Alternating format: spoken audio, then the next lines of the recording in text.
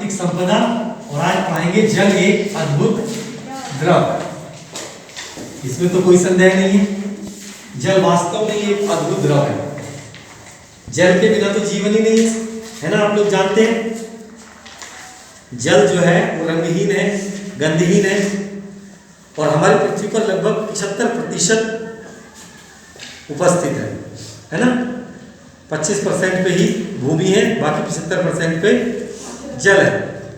कुछ भूमि के नीचे भी है, समुद्रों में तो है या महासागरों में, कुछ जमीन के नीचे भी है। आप लोग हैंडपंप वगैरह से या समरसिबल जो होते हैं उनसे निकालते हो ना जमीन से, तो जमीन के नीचे भी है। तो इसलिए हमारी पृथ्वी का जो 75% है वो द्रव है। तो पृथ्वी की सतह पर उपस्थित जल का अधिकांश हिस्सा महासागरों और समुद्र में है। महासागरों और समुद्र का जल खारा होता है, इसमें नमक की मात्रा ज्यादा होती है ना। और पृथ्वी के जो ध्रुव है, उत्तरी ध्रुव और दक्षिणी ध्रुव, उन पर जल है लेकिन बर्फ के रूप में। किस रूप में है? बर्फ के रूप में। समुद्रों का पानी खारा है और जो भूमि के नीचे है वो कम खारा है, कहीं कहीं पर तो बहुत ही अच्छा, ठीक है ना। नमक की मात्रा ज्यादा है समुद्र वाले जल में, ठीक है। और बाकी तो नदी, तालाब, झील, बहुत स्रोत हैं जल के, नदियां हैं, ठीक है ना। गर्मी के मौसम में ज्यादातर पानी की कमी हो जाती है क्योंकि वाष्पीकरण ज्यादा होता है और भूमिगत जल भी नीचे गिरने लग जाता है। वाटर लेवल कहते हैं ना, कम हो रहा है, ऐसा आपने सुना होगा, लोगों को कहते हैं। तो जो जल का वितरण है वो सभी जगह एक समान नहीं है। कहीं पानी कम है तो कहीं रेगिस्तान में बहुत नीचे है जल का स्तर, वहां पानी कम ही है, वहां वर्षा भी कम होती है, ठीक है। तो कुछ ऐसे भी इलाके हैं जहां जल आपूर्ति की उपयुक्त व्यवस्था नहीं है, अतः यहाँ रहने वाले लोग अपना अधिकांश समय दूसरी जगह से जल लाने में खर्च करते हैं। बहुत दूर दूर पानी लेके आना पड़ता है, कई जगह ऐसे भी है, उनका अधिकांश समय इधर उधर से पानी लाने में ही लग जाता है। जल सभी प्राणियों के लिए बहुत आवश्यक है। सभी कोशिकाएं, प्रक्रियाएं जलीय माध्यम में होती हैं। हमारे शरीर में जितने भी कार्य हैं, जो चीज़ हम खाते हैं पीते हैं, वो जल में घुलकर ही हमारे शरीर के अंदर पहुंचती है, बिना जल में घुले इधर उधर नहीं जा सकती। तो शरीर के एक भाग से दूसरे भाग में पदार्थों का संवहन जल में घुली हुई अवस्था में होता है। पौधों में भी ऐसा ही होता है, ठीक है। पौधों के लिए बहुत जरूरी है, पौधे प्रकाश संश्लेषण की क्रिया करते हैं तो उसमें जल उन्हें चाहिए, जल की आवश्यकता होती है।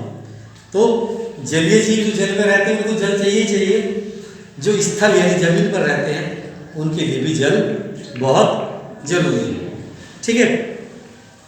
तो जल की जो जरूरत है वो हमें बहुत ज़्यादा है, तो हम चाहते हैं कि जल हमारे लिए हमेशा उपलब्ध रहे।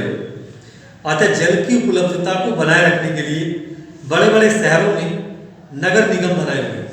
नगर निगम पानी की टंकियाँ भर लेते हैं और फिर उससे सारे में भेजते हैं, या डायरेक्ट भी भेजते रहते हैं। बड़े बड़े पंप लगे हुए हैं आजकल, वो सीधा घरों में पानी भेजते रहते हैं, ठीक है। जल की उपलब्धता प्रत्येक जाति के, वर्ग के, जो कि एक विशेष क्षेत्र में जीवित रहते हैं, उन्हें जीने के लिए सक्षम बनाता है जल। जल के बिना आप जानते हैं बिल्कुल भी जीवन नहीं है, ठीक है। तो जल की उपलब्धता एक ऐसा कारक है जो हर क्षेत्र के लिए जरूरी है। दूसरे कारक और भी हैं, जैसे ताप है, मिट्टी की प्रकृति है, ये भी है, लेकिन जल बहुत ज़्यादा जरूरी है।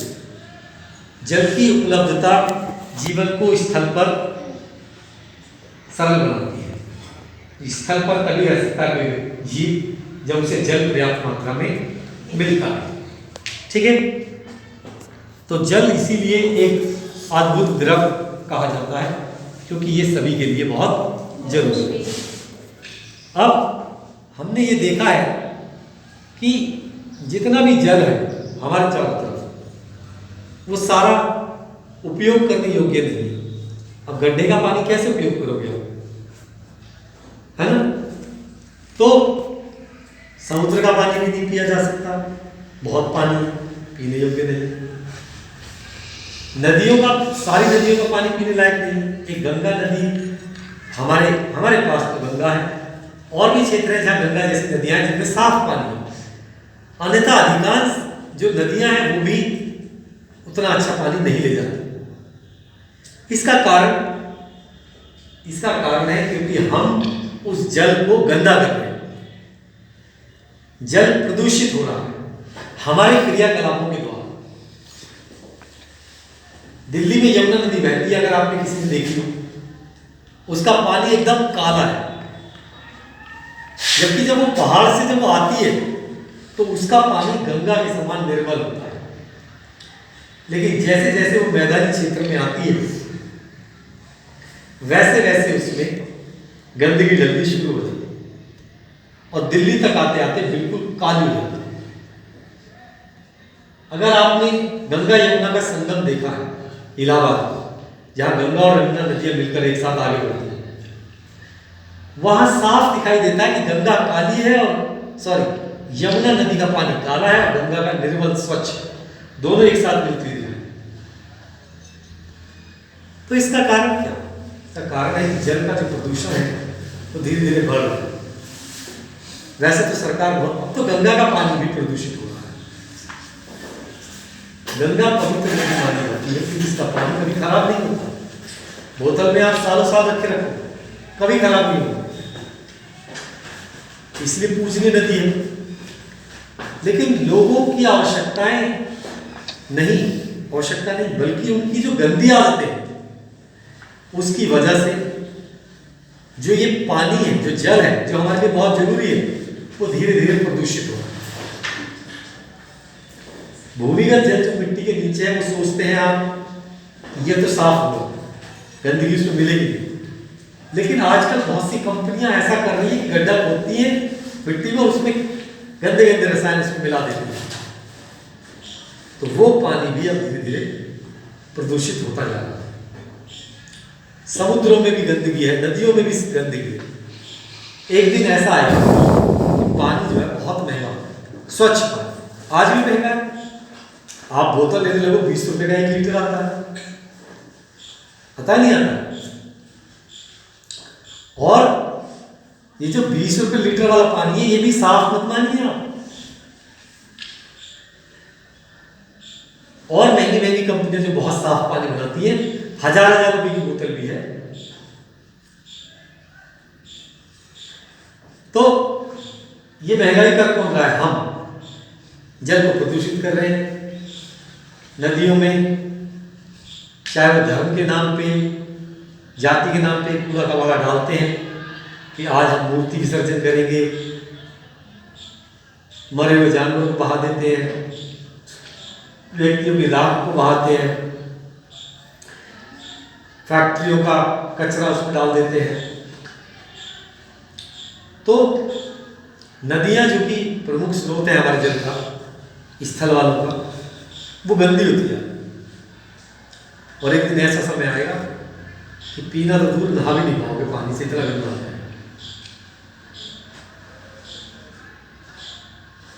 और ये वास्तविकता मैं आपको बता रहा हूँ, अगर कोई क्रांति नहीं आई, लोगों ने अपनी आदतें नहीं बदली, तो पानी के लिए तरस जाएगी, बिल्कुल, इसमें कोई दो नहीं। तो भाई इस जल के प्रदूषण को अगर नहीं रोका गया तो हमारे लिए बहुत बड़ी समस्या हो जाएगी, ठीक है ना।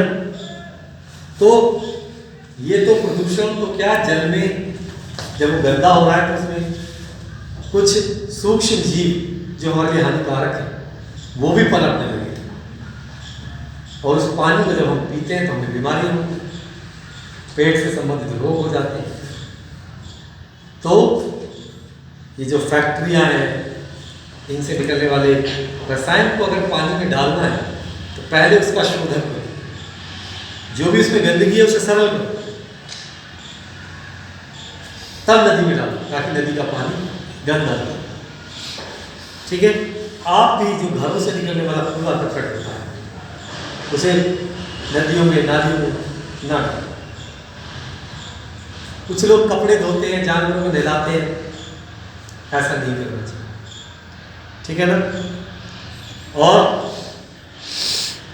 नदियों को स्वच्छ बनाने के लिए नियम बनने चाहिए ताकि लोग उनको गंदा ना करें, क्योंकि बिना जल तो जीवन है। तो जल एक अद्भुत द्रव्य है हमारे लिए, ये अब आप बेहतर तरीके से समझ गए। इसके बाद आता है मृदा। मृदा यानी मिट्टी। मिट्टी हम खाते तो नहीं है, लेकिन फिर भी हमारे लिए बहुत महत्वपूर्ण है, क्योंकि मिट्टी में हम अपने खाने का सामान उगाते हैं। हमारी फसलें मिट्टी में उगती हैं,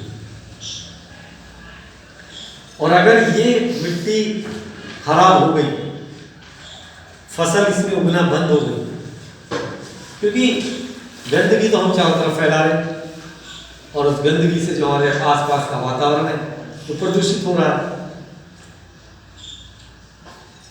अगर इस मिट्टी की उर्वरक क्षमता खत्म हो गई, जिसकी वजह से पेड़ उगते हैं, तब क्या होगा? अब आप देख रहे हैं कि जो किसान होते हैं वो खाद का प्रयोग तो करते ही हैं, साथ में और भी बहुत सारे रसायनों का प्रयोग करते हैं, और वो रसायन मिट्टी के लिए हानिकारक है। उनसे फसल तो बहुत अच्छी उगती है, आम इतने बड़े बजाय इतना बड़ा हो सकता है, कोई भी फल इतना बड़ा हो सकता है, लेकिन जो रसायन उन्होंने प्रयोग किया है उसका मिट्टी पर क्या प्रभाव पड़ेगा, ये कभी नहीं सोचता कोई। बस दोहन किए जा रहे हैं मिट्टी का, भूमि का, लेकिन उस दोहन से वो कितनी उसमें कमी आ रही है उसके बारे में कोई नहीं सोचता। ये जरूरी है। अगर मिट्टी की उपजाऊ, अच्छा, एक तो मिट्टी की उपजाऊ क्षमता, दूसरा जब बारिश होती है, पानी आता है, तो मिट्टी कट कट कर बहती है, जिसे मृदा अवरोधन कहते हैं, उसको रोकना भी जरूरी है। अगर मिट्टी की जो उपजाऊ परत है ऊपर वाली, नीचे तो सब खराब है, वो अगर कट कट कर बह गई ऐसे, तो भी तो हमारे यहाँ है। उसको कौन रोकेगा? उसको रोकेंगे हमारे पेड़, अपनी जड़ों में जकड़ कर रखेंगे मिट्टी, घास, छोटे छोटे पौधे। तो बच्चों, जो हम रसायन प्रयोग कर रहे हैं उससे मिट्टी को हमारे को नुकसान है, ठीक है ना। बारिश जो होती है उसमें भी अम्ल होता है, मैंने आपको बताया होगा, वो अम्ल खेतों में भी लग रहा है, इससे मिट्टी की जो उर्वरा शक्ति है वो क्षीण होती जा रही है, दुर्बल होती जा रही है। तो मिट्टी में जो संतुलित पदार्थ है, अगर उनका संतुलन एक बार खराब हो गया तो फिर वो हमें उसको दोबारा से उपजाऊ बनाना बड़ा मुश्किल होता है। इसलिए हमें मिट्टी में जो प्रदूषण हो रहा है उसको भी रोकना पड़ेगा, ठीक है ना। तो कुल मिलाकर ये जो पाठ है आपका, ये प्रदूषण से ही संबंधित है, ठीक है। तो मैंने आपको मृदा प्रदूषण के बारे में बताया, और जल प्रदूषण के बारे में बताया, और वायु प्रदूषण के बारे में। तो आप लोग निबंध भी लिखते होंगे प्रदूषण के बारे में, जरूर लिखते हो ना। हिंदी में लिखवाया होगा निबंध प्रदूषण पर, क्या नहीं लिखवाया कभी? कभी नहीं लिखवाया।